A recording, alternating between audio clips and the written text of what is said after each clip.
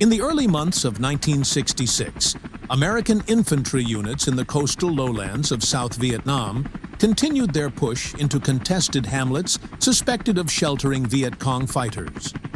Operations like this were called clear and hold missions, later referred to search and destroy, the kind of work that demanded patience, precision, and absolute discipline. On this morning, U.S. Army infantry soldiers touched down just outside a small village. Its name unknown to most of the young men stepping off the helicopter. But the mission is very clear. Like most days in the Vietnam War, it's already uncomfortably hot as the platoon advances towards the village. Every hooch becomes a potential hiding place. Every doorway, every corner, every shadow is a place where a rifle barrel could be waiting. The soldier on point, a 20-year-old young man from Sanford, Maine named Brian Dell, trains his focus on anything that seems out of place. The tension builds as one sudden movement could unleash chaos. The huts sit low to the earth, woven walls, tin and thatch roofs, smoke drifting from cook fires. The soldiers spread out. They will clear each hut, looking for anything the Viet Cong might be able to use, then destroy it. Inside, huts are mostly bare. Mats on the floor, some clay pots, a few tools. Outside, children watch silently from doorways. Old women bow their heads. Most villagers know the routine. Stay back. Don't run. No sudden movements. But fear hangs in the air on both sides, thick as the humidity. As the sweep continues, the men search more aggressively. An ammo crate hidden in a hole beneath a straw mat. Rifles buried in rice. A possible tunnel entrance sealed with fresh clay.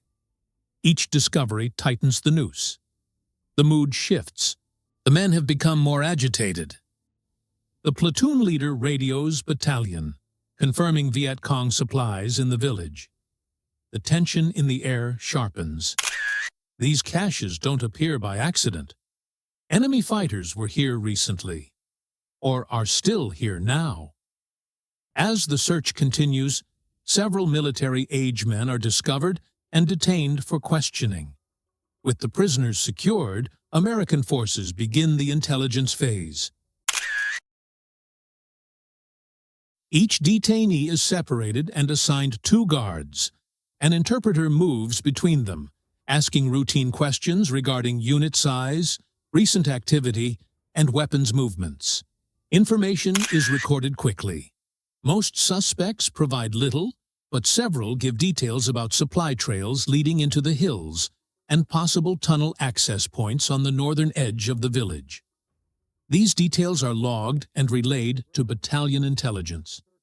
Next, the platoon gathers captured equipment.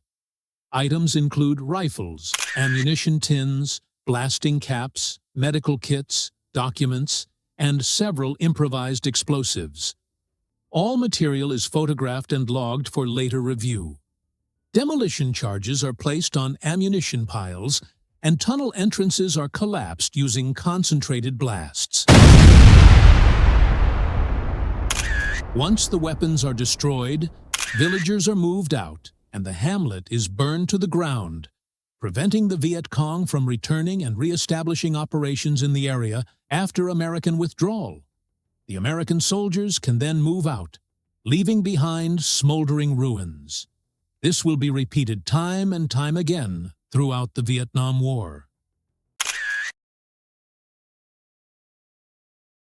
Operations like this rarely make headlines. Village by village, hamlet by hamlet, the kind of slow, grinding work that defines the war in 1966. For the men on the ground, clearing a village means more than searching huts. It means stepping into the uncertain space where civilians and the enemy are sometimes one and the same, where every step could be your last. Across South Vietnam, operations like this one are carried out every day. Search and destroy missions remain a central component of the American effort here. Infantry units move through contested regions, hamlets, supply routes, river crossings, and rural villages, attempting to disrupt the Viet Cong's ability to operate. These missions are routine, but none are simple. Each one carries the same uncertainties, the same risks, and the same challenges faced by the platoon you've just seen. The goal is straightforward: locate the enemy, eliminate hostile forces, seize or destroy their equipment, and deny them the ability to use local villages as shelter or supply bases. But in practice, the missions vary widely. Some conclude without contact. Others result in heavy engagements. Many fall somewhere in between. Brief exchanges of fire, scattered resistance, or enemy fighters who slip away through terrain they know intimately. Search and destroy missions place significant physical demands on infantry units. Troops carry full combat loads in high heat and humidity. Fatigue sets in quickly. The terrain slows movement to a crawl. Communication lines are challenged by thick vegetation and broken sight lines. Medevac operations depend on clear landing zones, which are often unavailable in village centers. In many cases, casualties must be evacuated on foot before a helicopter can safely extract them. Despite these challenges, American units continue their work with discipline and professionalism. Their objective is not to hold territory indefinitely, but to reduce the enemy's ability to operate freely. Each cleared village represents one less shelter, one less storage site, one less waypoint for enemy troops moving through the countryside. Across Vietnam, hundreds of missions like this take place each week. Some are large-scale operations involving multiple battalions. Others are small unit sweeps, conducted by platoons and squads. The village behind them will smolder for hours. The smoke rising from its burned structures marks the end of this mission, but not the end of operations in the region.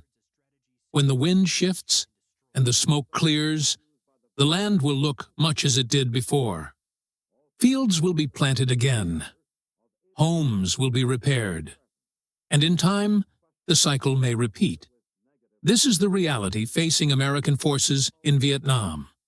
Search and destroy missions provide temporary control of contested areas, but the long-term outcome rests on factors far beyond the scope of any single operation. For now, the platoon boards the helicopter and departs, leaving behind a village stripped of its military value. One small action in a conflict defined by thousands of similar moments across the country. Thanks for joining us tonight.